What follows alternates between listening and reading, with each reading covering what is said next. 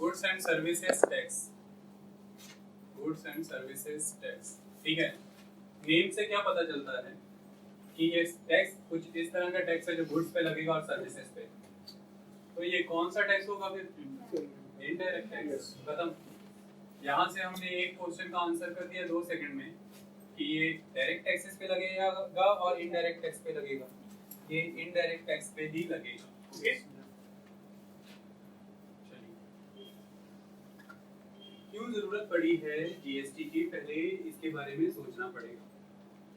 आज की डेट में अगर आप इंडिया की बात करें तो इंडिया इतने सारे इंटर गवर्नमेंटल पैक्ट कर रहा है। आज हमारे इतनी कंट्रीज के साथ बायलैटरल अग्रीमेंट्स हो रहे हैं।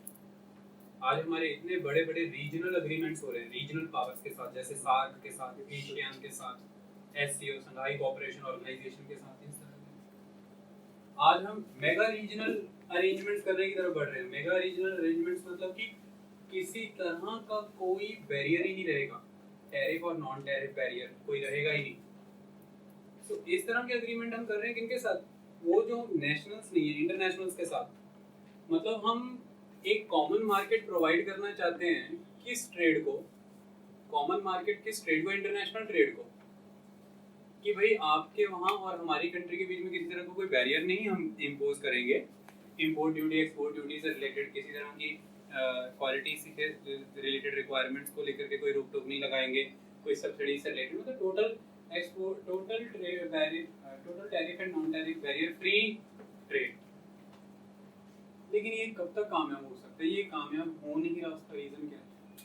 हम एक इंटरनेशनल कंट्रीज के साथ ही अग्रीमेंट करने की बात करते हैं, कॉमन मार्केट डेवलप करने की बात करते हैं। हमारी कंट्री में खुद कॉमन मार्केट नहीं है। So how can we plan about the common market with other nationals? है ना। First of all we have to adopt the plan of common market in ourself, in our country, because there are different states, there are different states and there is 7th schedule in the constitution. 7th schedule in the constitution. In that schedule there are lists: union list, concurrent list and state list. So there are different taxes in the constitution. Okay, and tax liabilities are distributed amongst the center and the state. वैसे हिंदी में lecture अच्छा लगता है, हिंदी वाले ठीक है। Tax liability बटी हुई है केंद्र और राज्य के बीच में, ठीक है। अब उसमें सबसे इम्पोर्टेंट एस्पेक्ट क्या है कि जो स्टेट है उनको परमिशन है पहले वाला सेल और आज का वाला, मैं दोनों नाम लिखता हूँ। सेल बोले तो वैट लगाने की। और भारत में 29 राज्य और 7 यूनियन टेरिटरी हैं, तो ये 29 राज्य अपनी मनमर्जी माफिक वैट लगाते हैं। तो एक कॉमन मार्केट नहीं है इंडिया में। एक प्रोडक्ट आप पंजाब से लेके निकले, हरियाणा में सेल टैक्स यानी कि वैट कुछ और लग रहा है, यूपी में कुछ और है, बिहार में कुछ और है, महाराष्ट्र में कुछ और ही है, मध्य प्रदेश में कुछ और है। सब अपनी अपनी कन्वीनियंस के अकॉर्डिंग लगा रहे हैं। तो फिर एक सेलर जो प्रोडक्ट बिक रहा है डिफरेंट स्टेट्स के थ्रू, यानी कि कैस्केडिंग इफेक्ट बहुत जबरदस्त क्रिएट हो रहा है डिफरेंट सेल टैक्स लगने की वजह से। तो जो सेलर है, जो मैन्युफैक्चरर है, वो हर्ट हो रहा है, वो हार्म हो रहा है, उसको प्रॉब्लम आ रही है। जो बायर है वो भी हर्ट हो रहा है, वो भी हार्म हो रहा है। दोनों नुकसान में जा रहे हैं एक तरह से। और हम एक यूनिफाइड कॉमन मार्केट डेवलप नहीं कर पा रहे हैं इसकी वजह से। हाँ, बंदिश कोई नहीं है, जम्मू कश्मीर का सेब बिकेगा तो सही महाराष्ट्र में, लेकिन कितने भिन्न टैक्सों से गुजरते हुए, फिर एक तरह से तो हम रुकावट ही पैदा कर रहे हैं। विदेशों से आने वाले सामान पे हम रुकावटें हटा रहे हैं tariff and non tariff barrier लगा के, लेकिन देश में तो रुकावटें। तो कॉमन मार्केट डेवलप नहीं हो सकता तब तक फॉरेन एग्रीमेंट्स करने का भी कोई लाभ नहीं है। पहले नेशनल लेवल पर हमें इम्प्रोवाइजेशंस करने होंगे। इसीलिए बोला जाता है कि these reforms are called structural reforms.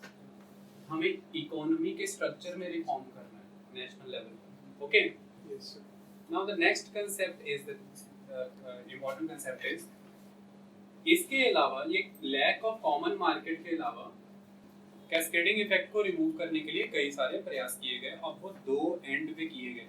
समझिए सिस्टम, कैस्केडिंग इफेक्ट का सिस्टम समझिए।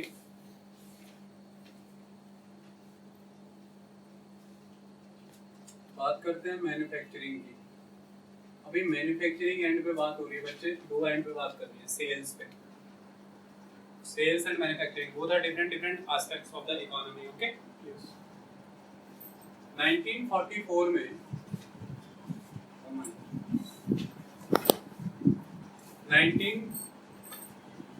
1944 में एक टैक्स आता है, central excise duty. Central excise duty आती है 1944 में। ठीक है, क्या होती है सेंट्रल एक्साइज ड्यूटी? इंडिया में आप किसी भी स्टेट में बैठ के कुछ भी प्रोड्यूस कीजिए, हम एग्जांपल ले लेते हैं, कोई गाड़ी है या कुछ भी है, आप कहीं पर भी कोई कार वगैरह मैन्युफैक्चर कर रहे हैं, तो आपको उस कार मैन्युफैक्चर पर यूनियन लिस्ट में दिया हुआ यूनियन गवर्नमेंट ऐसे ही एमसीक्यूज आने डायरेक्ट, यूनियन गवर्नमेंट ने सेंट्रल गवर्नमेंट को देना है क्या? Excise duty. That is a central excise duty. ठीक है, यूनियन लिस्ट में गिवन है, ये यूनियन गवर्नमेंट का है, एक्साइज ड्यूटी है। And this is very very important indirect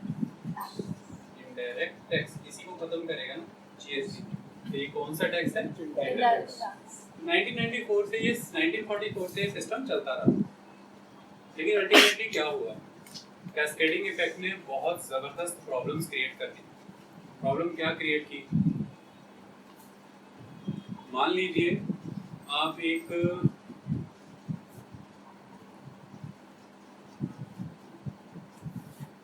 हम कल वाली ही कंसेप्ट को पकड़ के चलते हैं। शर्ट मैन्युफैक्चरिंग की बात है, शर्ट मैन्युफैक्चरिंग का पार्ट है। शर्ट वाले ने जब शर्ट बनाई थी, शर्ट बनाने के लिए उसने जितने भी फर्दर प्रोडक्ट यूज किए, जैसे पहले यार्न से टेक्सटाइल, जैसे सबसे पहले तो कॉटन होगा, फिर कॉटन से यार्न बना, यार्न से टेक्सटाइल, टेक्सटाइल से फिर शर्ट बना। आए बात समझ? तो इसके पहले उसने जितने भी इंटरमीडिएट गुड्स यूज किए हैं, कॉटन है, उसके बाद यार्न है, टेक्सटाइल है, इन सब के ऊपर हर स्टेप के पे टैक्स लगा है ना। यानी कि ये जितने भी सारे इनपुट मटेरियल हैं, किसके लिए? ये शर्ट के लिए। इन सारे इनपुट मटेरियल के ऊपर क्या लग रखा है ऑलरेडी? टैक्स। तो टैक्स पे टैक्स लग रहा है। तो ये जो शर्ट बन रही है फर्दर, ये इस पे भी टैक्स लगेगा, शर्ट मैन्युफैक्चरिंग पे भी। तो इतने टैक्सों पे टैक्स तो लग रहे हैं, ये कास्केडिंग इफेक्ट है, जिसकी वजह से हमारा प्रोडक्ट नेशनल मार्केट में और इंटरनेशनल मार्केट में महंगा हो रहा है, कॉम्पिटिटिव नहीं बन पा रहे हैं। तो इसको रिमूव करने के लिए 1970s में एक कमेटी बनाई जाती है, LK. Jha committee. That is LK. Jha committee. ये एल.के. झा कमेटी एक रिकमेंडेशन देती है, वो कहती है कास्केडिंग इफेक्ट को खत्म करो और लेके आओ MODVAT, modified value addition tax, MODVAT. ध्यान रहे, this is for the manufacturing only. So to promote the exports, there was mod VAT in the manufacturing sector. Done? So the concept is कि राजीव गांधी द्वारा 1986 में लागू किया गया mod VAT. अभी mod VAT लागू हुआ तो अब कुछ होगा क्या? ये हटा तो सकते नहीं हम, टैक्स हटा देंगे, पता कुछ नहीं लगना। ठीक है, तो होता क्या था, एल.के. झा कमेटी बनानी क्यों पड़ी? अब कितने सारे डिफरेंट पर्सन इन्वॉल्व होते हैं। अगर हम ध्यान से देखें तो मैन्युफैक्चरर होता है, उसके बाद आता है डिस्ट्रीब्यूटर, उसके बाद होलसेलर, उसके बाद रिटेलर। ठीक है, ये मैन्युफैक्चरर को आगे से रॉ मटेरियल मिला कहीं से, ये मैन्युफैक्चरर जब डिस्ट्रीब्यूटर को सामान भेजना चाहेगा, ये बोलेगा कि तो इनवॉइस मत मांग, बिल मत मांग, बिल मांगेगा तो मुझे टैक्स भरना पड़ेगा सरकार को। ये डिस्ट्रीब्यूटर आगे होलसेलर को बोलेगा कि बिल मत मांग, वरना मुझे पिछले दोनों कैस्केडिंग इफेक्ट वाले टैक्स तुझे भरने पड़ेंगे सरकार को। ये आगे होलसेलर रिटेलर से बोलेगा भाई तू बिल मत मांग यार, तो रिटेलर आगे ग्राहक से बोलेगा कि बिल के बिना फिर इतने का मिलेगा, चाहे बोला लाल।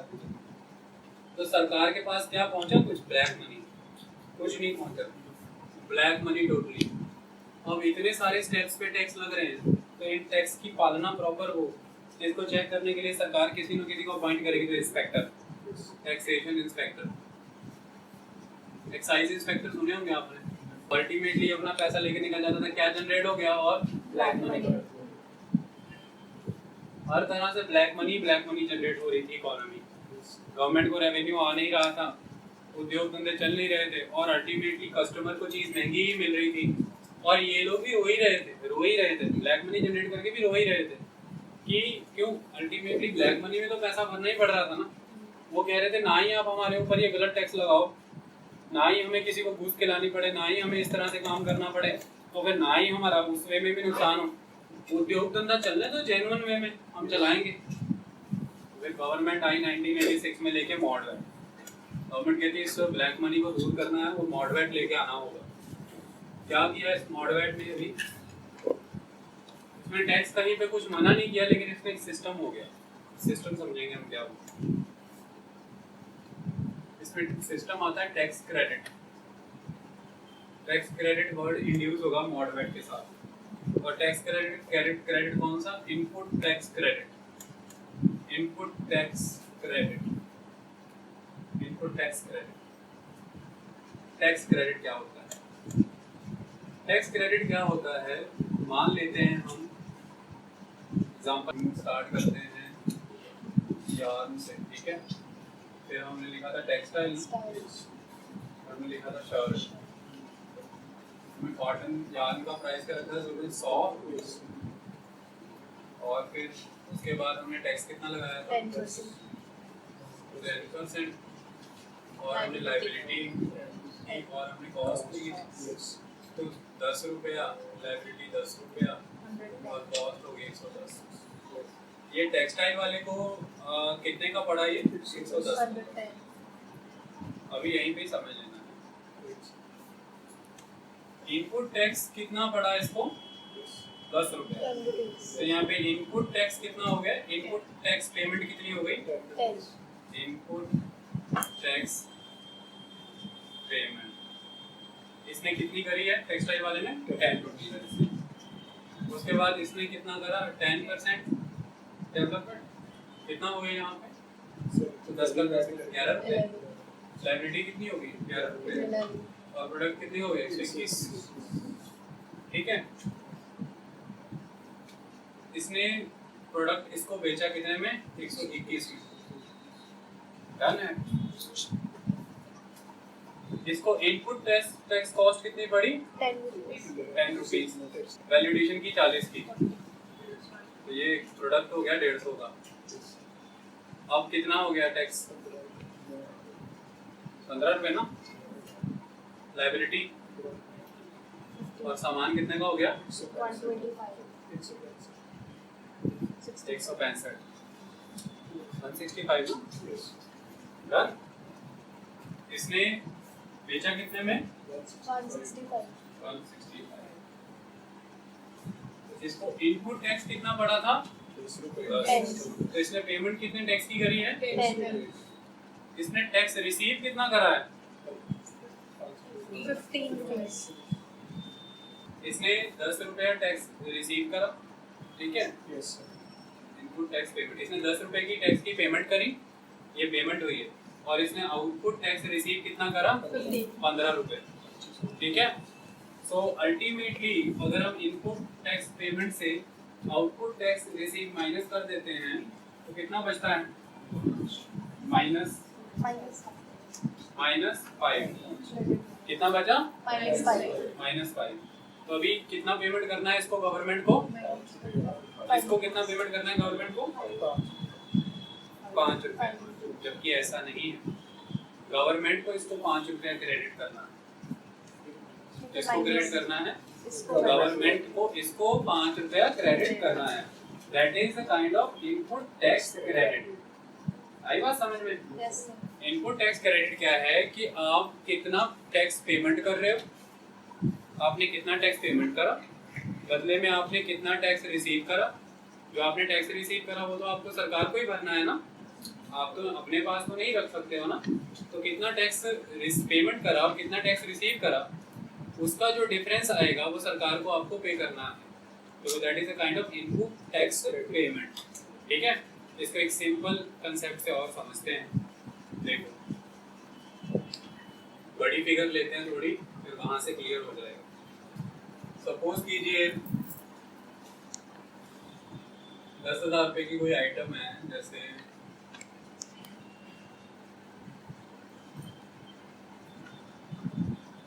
10,000 रुपीज का मोबाइल है।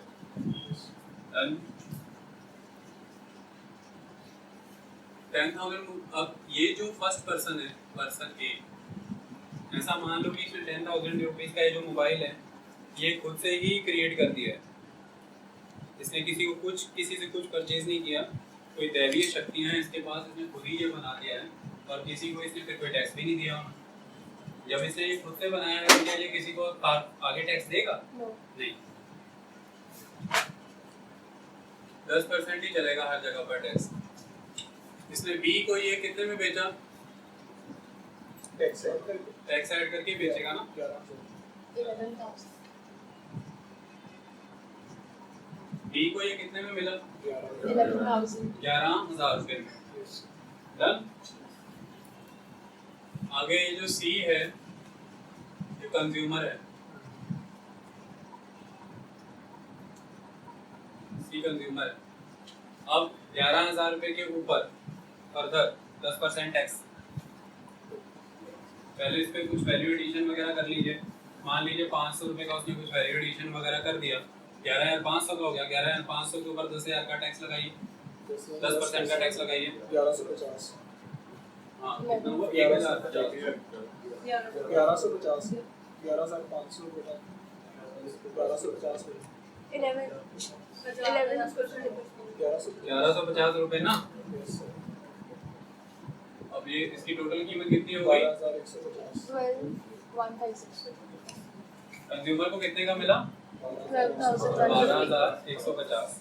डन। Yes, sir. इसी तरह से चीजें बिका करती थी। अब अगर अल्टीमेटली इसको हमें सस्ता करना है तो हम क्या करेंगे? इसका किसी तरह का कोई भी इनपुट टैक्स पेमेंट था? इसने किसी तरह का कोई इनपुट टैक्स पेमेंट भरा? 0। लेकिन इसने आउटपुट में टैक्स रिसीव कितना करा?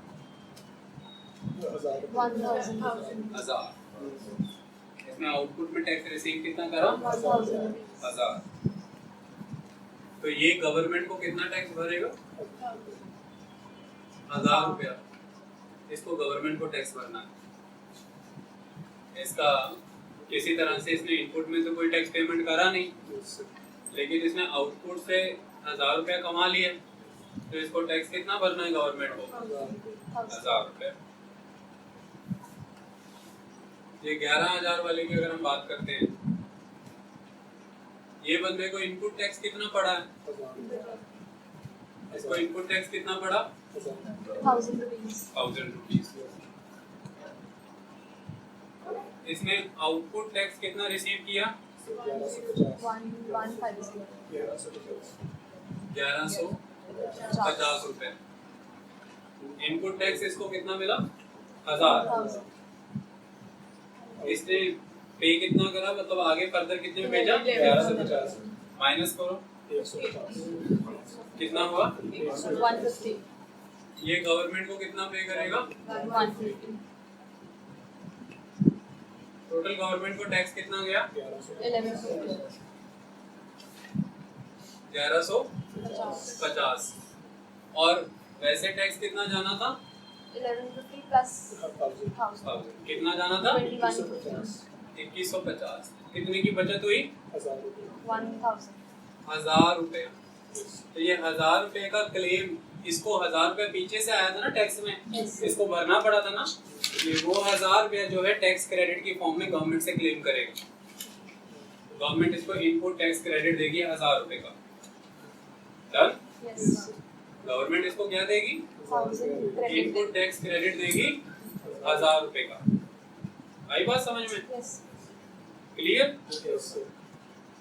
क्योंकि एक्स्ट्रा टैक्स तो 150 ही हुआ ना, उससे ज्यादा तो नहीं हो सकता ना। तो 1000 रुपए का इसको इनपुट टैक्स क्रेडिट आएगा और अल्टीमेटली टैक्स सरकार की जेब में कितना गया? 1150 रुपए। और ग्राहक को चीज कितनी सस्ती पड़ गई? 1000 रुपए। जो भी मैंने सामान खरीदा वो मेरे सामान की इनपुट है। मैंने उसे एक मोबाइल लिया, मैं उसे मोबाइल में डब्बे में पैक करके अब बेचूंगा, तो उस डब्बे के लिए इनपुट क्या है? वो मोबाइल। उस मोबाइल भी मैंने हरमनजीत से लिया, उसके ऊपर मैंने हरमनजीत का टैक्स भी भरा है। वो मैंने करी है उसको, अपने जो इनपुट लिया उसके ऊपर इनपुट टैक्स पेमेंट मैंने उसको पेमेंट कर दी है, ऑलरेडी मैंने पेमेंट कर दी है उसको। अब मैं आगे जो बेचा हूँ उसके ऊपर मैंने थोड़ा सा वैल्यू एडिशन कर दिया है। तो जो सामान आया है मेरे पास, उस सामान की कीमत प्लस उसके ऊपर जो टैक्स लगा है उस टैक्स की कीमत को प्लस करके उसके ऊपर मैंने वैल्यू एडिशन करा है, और वैल्यू एडिशन के ऊपर अब ग्रॉस अमाउंट पे एक टैक्स लग रहा है। तो ऑलरेडी जिस पे टैक्स लग रहा है उसमें एक प्रिंसिपल आइटम है 10,000 की, एक जो मैंने वैल्यू एडिशन करा, एक जो पीछे से टैक्स इनपुट की फॉर्म में आया।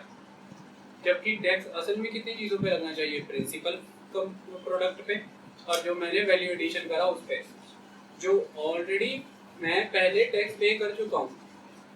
इकोनॉमिक साइकिल में एक टैक्स पे हो चुका है, 1000 रुपये सरकार को जा चुका है। अब नया बंदा वापस से उस 1000 रुपये के प्रोपोर्शन में हर बार परसेंटेज के हिसाब से टैक्स क्यों भरता रहे? क्योंकि एक बार ये 1000 रुपया टैक्स तो पे हो चुका है। तो अल्टीमेटली ये जो टैक्स मैंने उसको भरा है, अल्टीमेट एस्पेक्ट इज कि मुझे आगे भी पैसे उस हिसाब से ही चार्ज करने हैं, लेकिन मुझे टैक्स क्रेडिट आ जाएगा। ठीक है, जब मैं मैंने इनवॉइस संभाल के रखा है अपना, वो इनवॉइस मैं गवर्नमेंट को सबमिट करूंगा तो गवर्नमेंट मुझे टैक्स का क्रेडिट पे कर देगी। अल्टीमेट एस्पेक्ट यहाँ पर क्या है कि ग्राहक को चीज़ सस्ती पहुँचानी है, मतलब ग्राहक को चीज़ इस वे में देनी है कि जो आपने पीछे टैक्स भरा था और जो आपने आगे से टैक्स रिसीव किया है, इन दोनों को सब्ट्रैक्ट करके जो अमाउंट बच रही है वो एक नया टैक्स है। बाकी का सारा टैक्स आप नहीं जोड़ेंगे आगे वाली अमाउंट में, और वो अमाउंट जो आपने भर दी थी हरमनजीत को वो आपको सरकार से आ जाएगी। ठीक है, मैं हूँ आप दोनों के बीच में। मैंने हरमनजीत से सामान लिया तो मैंने आपको बेचना था। सरकार चाहती है कि कैस्केडिंग इफेक्ट खत्म हो और आपको चीज़ सस्ती मिले, तो मैंने हरमनजीत से सामान लिया, मैंने तो इनको पैसे दे दिए हैं। अब जब मैं इनको पैसे दे चुका हूँ और आप आगे सामान कहीं बेचेंगे नहीं, आप तो कंज्यूमर हैं, आप अल्टीमेटली चीज़ कंज्यूम कर जाएंगी, तो आपको कहीं से भी इनपुट टैक्स की कॉस्ट तो पड़ रही है, लेकिन आपको कहीं से भी आउटपुट पेमेंट तो आनी ही नहीं ना। आपको आउटपुट टैक्स रिसीव तो कोई नहीं आना, आपको सिर्फ और सिर्फ क्या करना पड़ा? Input tax payment. Output tax receive तो आना ही नहीं, तो आपके एंड पे तो बात ही खत्म कर देनी। माने अल्टीमेटली हमें सस्ती चीज़ किसको देनी है? आपको। मैंने हरमनजीत से जब सामान लिया, मैंने उसमें हरमनजीत को मैंने टैक्स भर दिया है एक बारी। और हरमनजीत को मैंने टैक्स क्यों भरा है? क्योंकि भारत सरकार ने चीज़ पे 10% टैक्स लगा रखा है, और हरमनजीत ने जब वो सामान मुझे दिया तो उसके ऊपर टैक्स का कॉस्ट उसने बियर करा था। अब जब टैक्स का कॉस्ट उसने बियर करा है तो उसके खाते से टैक्स जा चुका है सरकार के खाते में। मैंने हरमनजीत को दिया, हरमनजीत ने सरकार को दे दिया, सरकार को अपना 1000 रुपया मिल गया। अब जब मैं अगला नया इनवॉइस आपके लिए जनरेट कर रहा हूँ, अब उसमें सरकार ये कह रही है कि जो आपने हरमनजीत को दिया था वो हमें मिल चुका है अल्टीमेट एस्पेक्ट में। तो अब आप जो नया बिल जनरेट कर रहे हैं, इस बिल में आप अपना वैल्यू एडिशन काउंट करेंगे, और वैल्यू एडिशन के बाद जो भी प्रिंसिपल अमाउंट है और आपका जो वैल्यू एडिशन है उस हिसाब से जो बिल बनता है और उसका जो फिर टैक्स बनता है वो टैक्स आप हमको पे करेंगे।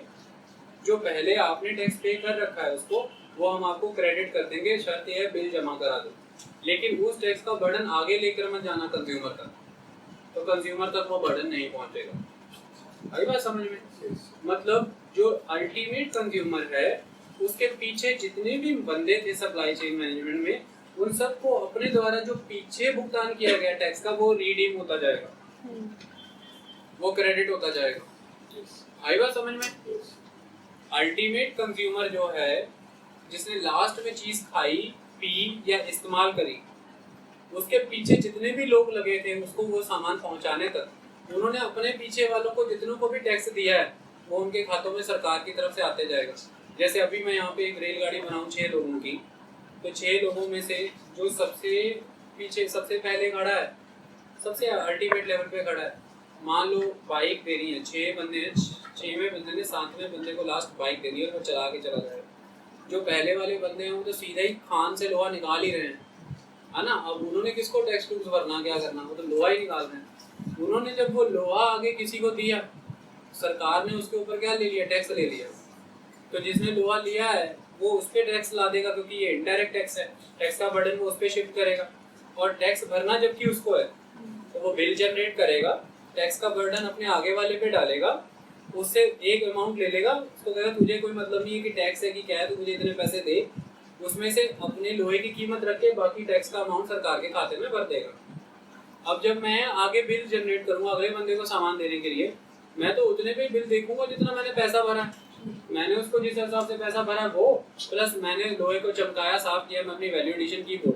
तो मैं अब 3 चीज़ों को मिला के एक कंपोनेंट डेवलप कर रहा हूँ। एक तो प्रिंसिपल अमाउंट जो मैंने हरमनजीत को दी, एक जो हरमनजीत ने उस पर टैक्स लगाया था, एक जो मेरी वैल्यू एडिशन हो गई है। इन 3 चीज़ों का ग्रॉस अमाउंट निकाला और उस पर मैंने नया सरकार का वो 10% टैक्स लगा के अगले को सामान बेचा। लेकिन इस तरह से तो कैस्केडिंग इफेक्ट चलता रहेगा। तो अब सरकार क्या कह रही है कि तुझे जो काम करना है वो तो इस तरह से करेगा कि तूने जो लोहा चमकाया उसका टैक्स, और जो तुझे पीछे से जो लोहे की असल कीमत थी जितने में लोहा आया उसका टैक्स, और जो तीसरी चीज है जो तुझे पीछे से टैक्स आ रहा था जो तूने पे कर दिया है ऑलरेडी, उसको अब आगे मत लेकर के जाइए उस बर्डन को। तू एक बिल जनरेट कर, उस बिल में तू सारी अमाउंट्स मेंशन कर, तुझे तेरा टैक्स का क्रेडिट आ जाएगा। तो सिर्फ उतना ही बर्डन आगे लेकर के जाएगा जितना जेन्युइन बनता है, पिछले वाले का आगे नहीं लेके जाएगा। तो इस तरह से इन्होंने कैस्केडिंग इफेक्ट को निकाल दिया इकोनॉमी में से। यहाँ पे 10% टैक्स है, टैक्स लायबिलिटी 5 है, टैक्स 15 रुपये, लेकिन लायबिलिटी इसके सिर पे 5 रुपये। लेकिन ऐसा नहीं है, यहाँ पे 5 रुपये क्यों हुआ, क्योंकि इसको इनवॉइस इसने जनरेट किया, इसने गवर्नमेंट में सेंड किया, इसको 10 रुपये सरकार की तरफ से आ गए, इसलिए ये 5 रुपये बच गए। लायबिलिटी का कॉलम मैंने इसलिए बनाया, ठीक है। ये इनवॉइस जनरेट होने पर इसको रिडीम हुआ है पैसा। उसके बाद फर्दर इसका टैक्स 20 रुपया है, लेकिन इसकी भी लायबिलिटी 5 रुपया है। क्यों है, क्योंकि ऑलरेडी 15 रुपये दे चुका था, ये इनवॉइस जनरेट करेगा और इसको अब तक का टोटल 5, 10, 15 वापस आ जाएगा, इसको 15 वापस आ जाएगा। तो अल्टीमेटली अभी तक अगर देखा जाए टैक्स कितना हुआ, 10, 5, 15, 5, 20, लेकिन अल्टीमेटली अभी तक टैक्स 5%, 5 रुपये सरकार को पहुंचा है, 15% सरकार रिडीम कर चुकी है, ठीक है। उसके बाद में इसका टैक्स लायबिलिटी कितना था, 23 रुपया, और इसको कितना रुपया क्रेडिट हो जाएगा, 20 रुपया, और अल्टीमेट एस्पेक्ट इज 3 रुपया, ठीक है। यहाँ पे थोड़ा ग्रेजुअली कम होना था, 10 से थोड़ा ये यहाँ पे रिपीटेड फिगर हुई ना, इसको थोड़ा 4 पे कर लेना, ठीक है, ऐसा करके। तो उसके बाद ये 3 रुपया, तो अल्टीमेट एस्पेक्ट इसकी टैक्स कितना पड़ता है, 3 रुपये। तो अल्टीमेट टैक्स कितना जाएगा गवर्नमेंट को, 3 रुपया ही जाएगा, ठीक है। लेकिन 3 रुपया किसका जाती, तो टोटल टैक्स कितना हो गया, 10, 5, 15, 5, 20, 5, 23 रुपया ही कंज्यूमर ने टैक्स पे करा सरकार को, जबकि करना उसको कितना था, 10, 15, 20, 23, इसको ऐड कर लेना, ठीक है। करना कितना, 23, 20, 43, 10, 53, 15, 58 रुपीज करना था, और किया कितना उसने, 23 रुपया। ये डिफरेंस आया जीएसटी आने से, क्योंकि पीछे वालों को टैक्स क्रेडिट होता गया। इसने जो इसको इनपुट टैक्स, इसने इससे याद लिया, उस पे इसको इनपुट टैक्स पेमेंट किया, वो इनपुट टैक्स पेमेंट इसको गवर्नमेंट की तरफ से रिडीम कर दिया गया। इसने इससे टैक्स नहीं लिया, इनपुट टैक्स पेमेंट किया, वो इसको रिडीम हो गया। इसने इससे जो लिया इसको रिडीम हो गया। इस तरह से चीजें जैसे रिडीम होती चली गई, तो अल्टीमेटली टैक्स कितना रह गया, सिर्फ लायबिलिटी। जब इसको ऐड करेंगे तो शर्ट की कीमत में 23 रुपये टैक्स निकलेगा, अगर आप पूरा जोड़ लोगे, ठीक है। तो पिछले वाले से हमें गवर्नमेंट से टैक्स क्रेडिट होता रहता है। ये सेल्स टैक्स का एस्पेक्ट था, ठीक है। अगर हम सेल्स टैक्स, लेकिन हम बात किसकी कर रहे थे, मैन्युफैक्चरिंग की। मैन्युफैक्चरिंग के केस में समझो, मैन्युफैक्चरिंग के केस में देखो,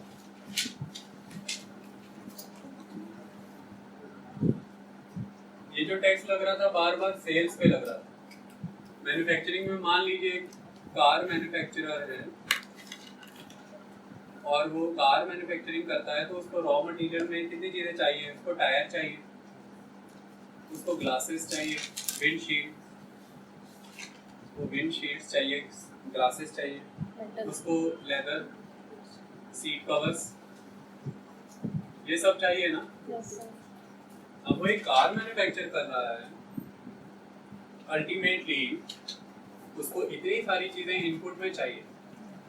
टायर भी कहीं मैन्युफैक्चर हो रहे हैं, विंडशील्ड भी कहीं मैन्युफैक्चर हो रहा है, लेदर सीट कवर भी मैन्युफैक्चर हो रहे हैं, ये सब कहीं ना कहीं मैन्युफैक्चर हो रहे हैं और ये सारे इंटरमीडिएट गुड्स की कैटेगरी में आते हैं। और ये सब किसके लिए इंटरमीडिएट है? कार के लिए। ये कार की मैनेजमेंट में यूज होता है, कार बनने में। तो अल्टीमेटली कार के ऊपर भी एक्साइज ड्यूटी लगेगी। अब आपने कार पे भी एक्साइज ड्यूटी लगाई और अलग से हर कार में लगने वाले प्रोडक्ट पे भी ऑलरेडी एक्साइज ड्यूटी लगी हुई है। तो इसकी वजह से कार और कार में लगे हुए हर प्रोडक्ट पर कितनी बार एक्साइज ड्यूटी लगी होगी, that is a kind of cascading effect. तो इस कैस्केडिंग इफेक्ट को खत्म करने के लिए इनपुट टैक्स क्रेडिट सिस्टम आता है। आई बात समझ में? That is input tax credit system कि इस कार मैन्युफैक्चरर ने मान लीजिए 10 लाख की गाड़ी है, 1 2 3 4 5, मान लीजिए 10 लाख रुपए की गाड़ी है और 10 लाख रुपए की गाड़ी के ऊपर जो भी इसने टैक्स पे करा है एक्साइज ड्यूटी की फॉर्म में, सपोज कीजिए इसने कुछ भी XYZ टैक्स पे करा है और वो टैक्स किन चीजों पर पे करा है इसने? जो सामान परचेज करे, सारे बिल संभाल के रखेगा, बोल देगा कि टायर के ऊपर मैंने इतने हजार टैक्स पे किया, विंडशील्ड में मुझे उसके ऊपर इतना टैक्स पे करना पड़ा, लेदर सीट कवर जो है इतना हजार टैक्स पे करना पड़ा। और फिर जब इसने कार बेची तो कार बेचने टाइम इसने कस्टमर से टैक्स वसूला। तो इसको आउटपुट में जो चीज़ रिसीव हुई और इसने इनपुट में जो पेमेंट्स करी थी उनको जो सब्ट्रैक्ट करके निकल करके आएगा वो इसकी टैक्स लायबिलिटी बनती है सरकार के प्रति, और जो इसने पहले पे कर दिया वो सरकार इसे क्रेडिट कर देगी। आई बात समझ में? Yes, sir. तो इससे कैस्केडिंग इफेक्ट क्या हो जाएगा? खत्म। लेकिन इसमें एक प्री कंडीशन है। वो प्री कंडीशन क्या है? इनवॉइस। इनपुट टैक्स का क्रेडिट सिर्फ और सिर्फ कब मिलेगा? जब भी इनवॉइस होगा। अगर इनवॉइस नहीं होगा तो आपको क्रेडिट नहीं मिलेगा। तो इनवॉइस जनरेट करना बहुत जरूरी था। ये करना जरूरी क्यों पड़ा? अगर हम ध्यान से देखें कि ये सब चीजें क्यों करनी पड़ी, एक तो बहुत इंपॉर्टेंट एस्पेक्ट था, आपने देखा ब्लैक मनी। एक दूसरा सबसे इंपॉर्टेंट एस्पेक्ट क्या था कि इतना ज्यादा कैस्केडिंग इफेक्ट होने की वजह से जो बड़े ग्रुप होते थे वो क्या डिसाइड करते थे कि हम सारी चीजें खुद ही बना लें। हम सारी चीजें, जैसे अब एक कार बन रही है तो एक कार के प्लांट के अंदर ही आप टायर, मतलब कि इन सीटू प्रोडक्शन कर ले, सब कुछ अंदर ही प्रोड्यूस हो। विंडशील्ड यूनिट भी आपने एक बड़ा सा कॉम्प्लेक्स बनाया, तो आप पुरानी इंडस्ट्रियाँ देखेंगे कॉम्प्लेक्स के फॉर्म में होती थी। एक आपने इंडस्ट्रियल कॉम्प्लेक्स बनाया अपना, उसमें एक साइड पे आप टायर बना रहे हैं, एक साइड पर आप शीशे बना रहे हैं, एक साइड पर सीट बना रहे हैं, सीट कवर बना रहे हैं, एक में आप कार की बना रहे हैं, क्या बोलते हैं उसको, बॉडी, कार की पूरी बॉडी बन रही है। तो अब ये आप कहीं और से तो नहीं मैन्युफैक्चर्ड प्रोडक्ट परचेज कर रहे हैं। तो अगर ये कहीं अलग प्रोड्यूस हो रहा होता इंडिविजुअली तो उसके ऊपर एक्साइज ड्यूटी लगती, लेकिन अब आपको एक्साइज ड्यूटी किस पे देनी है? एक सिंगल प्रोडक्ट कार पे, क्योंकि ये सब आप खुद ही प्रोडक्ट कर रहे हो। तो इसकी वजह से हुआ क्या? इसकी वजह से लैक ऑफ एंसिलराइजेशन हो गया। लैक ऑफ एंसिलराइजेशन यानी कि एंसिलरीज इंडस्ट्रीज डेवलप ही नहीं हो पाई। इस मेन कार मैन्युफैक्चरिंग इंडस्ट्री को इतने सारे मटेरियल सप्लाई करने के लिए इतनी सारी छोटी स्मॉल एंड मीडियम एंटरप्राइजेस लग रही थी, जो गवर्नमेंट का टारगेट था, वो स्मॉल एंड मीडियम एंटरप्राइजेस नहीं लग पाई due to the cascading effect of the multiple excise duty on all the intermediate goods of the manufacturing of the ultimate car. There was lack of ancillarisation, और जब भी lack of ancillarisation है तो there was no SME sector. ये भी एक reason है कि हमारे देश में small and medium enterprises sector grow ही नहीं हो पाए। That is another reason. आई बात समझ की असेंबलेज होती है इस तरह से। गाड़ी की बॉडी आप बनाते हो, कितनी सारी चीजें आप बाहर से लेते हो। टायर आए बाहर से, सीट आई बाहर से, ग्लास आए बाहर से, ठीक है। ये कहाँ पे बने? टायर वाली फैक्ट्री, सीट वाली फैक्ट्री, ग्लास वाली फैक्ट्री। इस समय टोटल मैन्युफैक्चरिंग यूनिट कितने? 4 मैन्युफैक्चरिंग यूनिट्स। एक्साइज ड्यूटी किस पे लगती है? मैन्युफैक्चरिंग यूनिट पे। तो कितनी बार एक्साइज ड्यूटी लगेगी? 4 बार। 1 2 3 4 टाइम। लेकिन अभी ये टाटा क्या करेगा? टाटा अपने प्लांट को बड़ा करेगा, ठीक है। टाटा अब ये क्या कर रहा है? यहाँ पे एक कोने में टायर बन रहे हैं, एक कोने में ग्लास बन रहे हैं, एक कोने में सीट कवर बन रहे हैं, यहाँ पे मेन गाड़ी बन रही है। मैन्युफैक्चरिंग यूनिट कितने हैं? 1। एक्साइज ड्यूटी कितनी लगेगी? 1, क्योंकि यहाँ से अल्टीमेट प्रोडक्ट बाहर क्या जाना है? मैन्युफैक्चर होके कार। और कार में तो इस्तेमाल होना सारा रॉ मटेरियल कहाँ पैदा हो रहा है? अंदर ही पैदा हो रहा है, ठीक है। तो कास्केडिंग इफेक्ट से बच गया ना टाटा। तो इसकी वजह से क्या हुआ? ये 3 उद्योग धंधे किसने लगाने थे? किसी ए, किसी बी, किसी सी। इसको हम बोलते हैं मेन इंडस्ट्री के बगल में लगी हुई एंसिलरी इंडस्ट्री। तो क्या इस अप्रोच की वजह से, इस कैस्केडिंग इफेक्ट की वजह से टाटा को जो ये करना पड़ा, इसकी वजह से क्या एंसिलरी इंडस्ट्रीज लग पाई? नहीं। तो लैक ऑफ एंसिलराइजेशन हो गया और इसकी वजह से स्मॉल एंड मीडियम एंटरप्राइजेस, छोटे मझोले धंधे लग ही नहीं पाए देश में। तो लैक ऑफ एम्प्लॉयमेंट हो गया, लैक ऑफ एम्प्लॉयमेंट हो गया। कैस्केडिंग इफेक्ट का इतना नेगेटिव इफेक्ट था, इसलिए शुरुआती दौर में हमारी जीडीपी ग्रोथ रेट आ ही नहीं रही थी। 1985-86 से पहले हमने जीडीपी देखी नहीं। 1980-85 के बाद हिंदू ग्रोथ रेट खत्म हुई है और फिर इंग्लिश ग्रोथ रेट स्टार्ट हुई है। तो क्यों नहीं हो पा रही थी? That is the reason. आई बात समझ में? 1994 में जब गवर्नमेंट ने सर्विस टैक्स लागू कर दिया राष्ट्रीय, तो फिर एक नई प्रॉब्लम चालू हो गई। अभी तक तो ये सारी बात चल रही थी कि गुड्स के ऊपर कैस्केडिंग इफेक्ट है। अब बात कर लेते हैं टाटा की गाड़ी की। तो टाटा कार जो है ये कई तरह की सर्विसेज भी लेते हैं। जैसे ये डिज़ाइन कराते हैं अपनी गाड़ी का, designing is a service professional, है ना। जैसे ये मार्केटिंग कराते हैं, एडवर्टाइजमेंट कराते हैं। अब उस पर भी कैस्केडिंग इफेक्ट, फिर पीछे से आगे तक पूरा टैक्स पे टैक्स, टैक्स पे टैक्स। वे ये कहते हैं ये क्या आ गया अब नया? उधर से बचे अभी थोड़े साल हुए थे, 8-4 साल धंधा लाइन पे आने वाला, फिर एक नया कैस्केडिंग इफेक्ट, फिर एक नई कमेटी बनाई जाती है। वो कमेटी सुझाव देती, कहते हैं इसको भी खत्म करना पड़ेगा। तो फिर वाजपेयी जी की सरकार सन 2000 में ये सब किसके कॉन्टेक्स्ट में हो रहा है? अभी मैन्युफैक्चरिंग की दाव गेम चल रही है। वाजपेयी की सरकार सन 2000 में क्या लेके आती है? सैनवैट, सेंट्रल वैट, सैनवैट, यानी कि मैन्युफैक्चरिंग साइट पर गुड्स एंड सर्विसेज दोनों पर कैस्केडिंग इफेक्ट खत्म करने के लिए आता है सैनवैट। 1944 में बना सेंट्रल एक्साइज ड्यूटी का कैस्केडिंग इफेक्ट मैन्युफैक्चरिंग साइड पे ओनली गुड्स के ऊपर खत्म करने के लिए आता है 1986 में मॉडवैट। फिर 1994 में सर्विस टैक्स इंड्यूस हो जाने के बाद गुड्स के साथ साथ अब सर्विसेज टैक्स में भी कैस्केडिंग इफेक्ट क्रिएट हो गया और टाटा अपनी गाड़ी बनाने में बहुत सारी सर्विसेज भी यूज करता है। तो फिर से कीमतें बढ़ने लगी, ग्राहक फिर मरने लगा, गाड़ियां फिर महंगी हो गई। तो फिर से रिकमेंडेशन दी गई और सन 2000 में गुड्स एंड सर्विसेज दोनों पर ही कैस्केडिंग इफेक्ट खत्म करने के लिए आता है सैनवैट। सेल्स के ऊपर कैस्केडिंग इफेक्ट चालू ही था अभी तक।